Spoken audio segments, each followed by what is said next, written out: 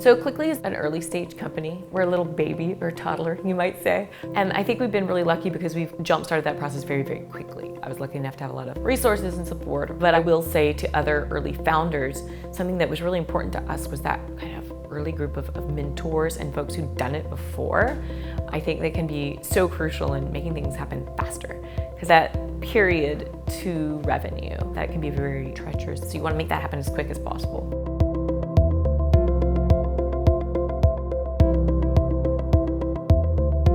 I'm Cooper Harris. I'm the founder and the CEO of Klickly.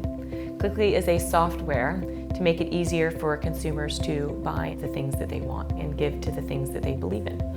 Fundraising is always a part of early stage companies' DNA, really. It's always part of your life cycle, and it's really important to do. Sometimes, there's a caveat to that, but I would say a lot of times it's important to do. And the reason you want to do that is because if you're a tech company, tech reinvents itself like every 6 months.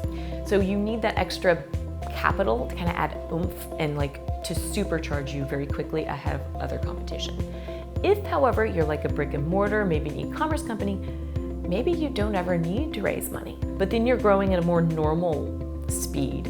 Your life cycle isn't reinventing itself every 6 months. So you can grow at the pace that your revenue is taking you. However, with some tech companies, you can't afford to do that. You have to get that early influx of a ton of capital to grow exponentially to the amount of revenue you're bringing in. So one thing I think that can be learned from fundraising early stage is you have to think about, you're asking people to put their money at the very beginning into your idea often. So the more of a reality as opposed to an idea that you can make it, the better, right?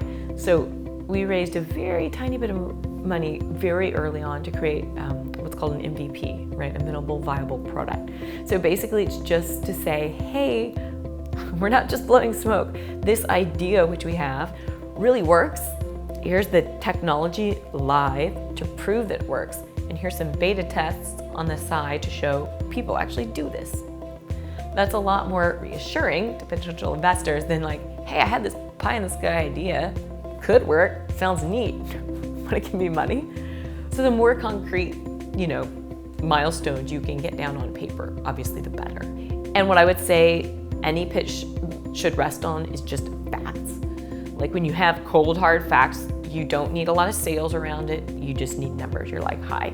So in the first month, we got 2,000 clients, merchants on board. It cost us about $12 to get each one of them. If we got $100,000, we could get this many more in about another month. Those are numbers that then the investor thinks, okay, so if we threw 100K at that problem, then we have this many more users.